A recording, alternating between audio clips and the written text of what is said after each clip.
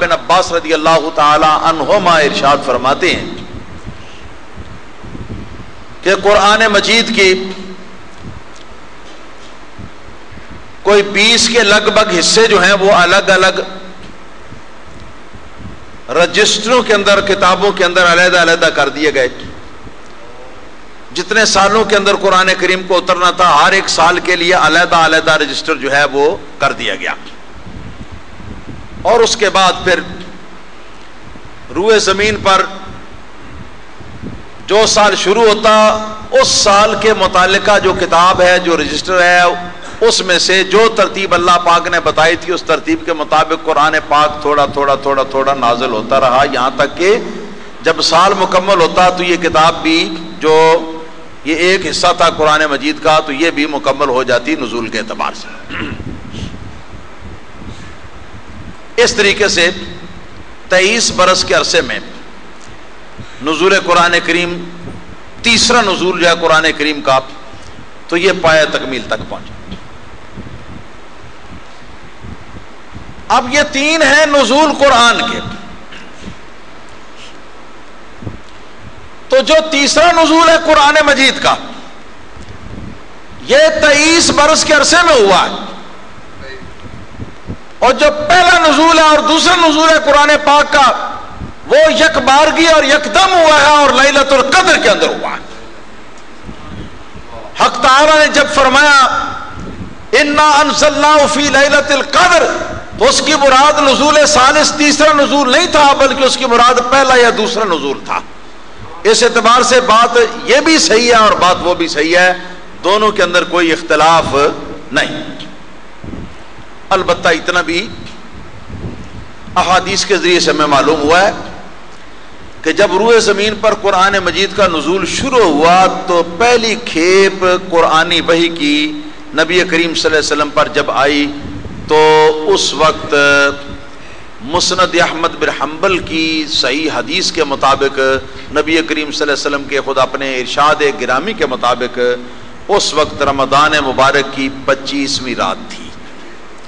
25ویں رات میں نبی کریم صلی اللہ علیہ وسلم غار حرا میں رونق افروز تھے، اور وہاں جبریل امین علیہ الصلوۃ والسلام قرآنی وحی کی پہلی کھیپ جو ہے اقرأ بسم ربک الذی خلق خلق الانسان من علق اقرأ وربک الاکرم الذی علم بالقلم علم الانسان ما لم یعلم، یہ پہلی 5 آیتیں جو ہیں جبریل علیہ الصلوۃ والسلام یہ لے کر نبی کریم صلی اللہ علیہ وسلم پر اترے. تو جب یہ اس اعتبار سے کہ جو نزول زمین پر ہوا، اس نزول کا آغاز وحی کی پہلی کھیپ سے ہوا اور یہ آغاز 25ویں رمضان کو ہوا، اور اس سال میں 25ویں رمضان ہی لیلۃ القدر تھی. تو اس اعتبار سے کہ چونکہ اس کا آغاز لیلۃ القدر میں ہوا ہے تو باقی کو بھی اس کے تابع کر کے لیلۃ القدر میں ہی قرار دے دیا گیا. اور یہ مجازن یہ بات جو ہے یہ عام طور پر یہ ہو جاتی ہے اور ایسا کہا جا سکتا ہے، اس میں کوئی ایسی بات نہیں ہے جو خلاف عقل ہو. یعنی انا انزلناہ فی لیلۃ القدر کے اعتبار سے اگر ہم نزول اول کو قرآن کے دیکھیں تو وہ لیلۃ القدر میں ہی ہے پورے کا پورا، نزول دوم کو دیکھیں تو وہ بھی لیلۃ القدر ہی میں ہے پورے کا پورا، اور نزول سوم کو اگر ہم دیکھیں تو نزول سوم جو ہے اس کی پہلی وحی جو ہے وہ لیلۃ القدر میں اتری ہے، اور لیلۃ القدر میں آغاز کر دیا گیا اس کا، اور باقی تکمیل جو ہے وہ بعد میں پھر ہوتی رہی. تو یہ قرآن مجید کے نزول کی ایک مختصر سی یہ تشریح تھی جو میں نے آپ حضرات کے سامنے عرض کی ہے. میرے دوستو، جشن نزول پاک کے بنانے کی ایک دلیل اس طرح ہے کہ آپ کو پتہ ہے کہ حضرت مسیح عیسیٰ علی نبینا علیہ الصلوۃ والسلام کے حواری شاگردان خاص ایک مرتبہ حضرت عیسیٰ علیہ الصلوۃ والسلام سے عرض کرنے لگے کہ هل يستطيع ربك ان ينزل علينا مائدة من السماء، کہ کیا آپ کا رب اس بات کی طاقت رکھتا ہے کہ آسمان سے پکے پکائے کھانے کا ایک دسترخوان ہمارے لیے نازل فرمائے؟ حضرت مسیح عیسیٰ علیہ الصلوۃ والسلام نے فرمایا کہ ہاں، تو اللہ تعالیٰ کی بارگاہ میں دعا کی، اور جب دعا کی تو پکا پکایا کھانے کا دسترخوان جو ہے وہ آسمانوں سے اتارا گیا، اور اس دن تھا اتوار۔ قرآن مجید کے اندر جو آیت کریمہ میں نے پڑھی ہے، اس کے بعد عیسیٰ علیہ الصلوۃ والسلام کا دعا کرنا جو ہے وہ بھی منقول ہے، اور دعا کے آخر میں یہ الفاظ بھی ہیں، تکون عید لاولنا وآخرنا وآیۃ منک، جس دن تو نزول مائدہ دسترخوان کا نزول فرمائے گا اللہ پاک پکے پکائے کھانے کے، تو اس دن کو ہمارے اولین اور آخرین جو ہیں وہ عید کے طور پر منائیں گے، عید کے طور پر۔ قدرت خدا کی کہ عیسائیوں کے مذہب اور عیسائیوں کے دین کے اندر بے شمار تحریف ہو چکی، مگر ایک بات ان کی جوں کی توں قائم ہے، اور وہ حضرت عیسیٰ علیہ الصلوۃ والسلام کا یہ وعدہ کرنا کہ مولا جس دن تو آسمان سے دسترخوان پکے پکائے کھانے کا اتارے گا اس دن کو ہم عید بنا لیں گے۔ وہ دن اتوار کا تھا، اور اتوار کو آج تک اتوار کو ہفتے کی عید کے طور پر عیسائی مناتے ہیں، اور اس عید کے منانے کا عیسیٰ علیہ الصلوۃ والسلام نے اللہ تعالیٰ کی بارگاہ میں وعدہ کیا، اللہ پاک نے اس کے اوپر کوئی کسی قسم کا انکار نکیر نہیں فرمایا۔ تو اس سے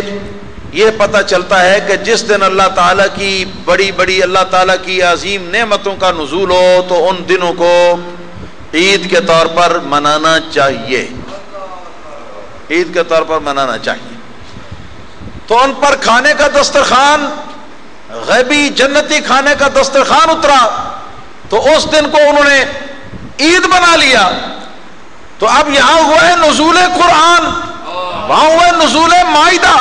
یہاں ہوا ہے نزول قرآن۔ ذرا دونوں کو ہم نے سامنے رکھ کے تقابلی جائزہ لیں تو پتہ چلتا ہے کہ چہ نسبت خاک راب عالم پاک، پتہ چلتا ہے کہ نزول مائدہ کی تو حقیقت اور ویلیو ہی کوئی نہیں قرآن مجید کے نزول کے مقابلے میں، کیونکہ اس کے اندر چند منہ کی لذت اور چند پیٹوں کی بھوک بجھانے کا سامان تھا، مگر قرآن کریم کے اندر اللہ تعالی کی طرف سے تمام جہانوں کے لیے ہدایت کا دستور تھا، اور قرآن مجید پوری دنیا کے اندر انقلاب آفرین کتاب ہے، حلال اور حرام کو جدا جدا کرتی ہے، جائز اور ناجائز کو واضح کرتی ہے، اچھے اور برے کو یہ ظاہر کرتی ہے، اور جنتی اور جہنمی رستے جو ہیں ان رستوں کو یہ کلیئر کر کے ہمارے سامنے بتاتی ہے۔ اب جس کتاب کے اندر دستور العمل جو موجود ہے اس پر ہماری دنیا اور آخرت کی دونوں زندگیاں جو ہیں وہ استوار ہوتی ہیں، اس کے مقابلے میں چند لوگوں کے کھانے کا جو دسترخوان تھا اس کی کیا اہمیت ہو سکتی ہے، کیا ویلیو ہو سکتی ہے۔ تو اگر اس کھانے کے دسترخوان کے آنے کے دن کو عید کا دن بنانا جو ہے یہ سنت ہے عیسیٰ علیہ الصلوۃ والسلام کی، تو پھر انہی کی اس فعل کے اوپر قیاس کرتے ہوئے